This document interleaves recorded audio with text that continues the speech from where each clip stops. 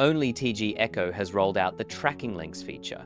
First, click the Open App button on @EchoOnBot to access the console, or directly visit app.onlytg.io in your browser. Once in the console, click My Bots in the left menu. Find the Detail column on the far right of your bot's information. Then click Tracking Links under More. Next, click Add New Source. Enter a source name, for example, Google, and click OK. Generate as many sources as you need. Now you'll find these links in the Tracking Link column. Use them for your planned channels. When customers activate your bot by clicking different links, you'll know exactly which channel the customer came from. The console also counts the number of customers for each source.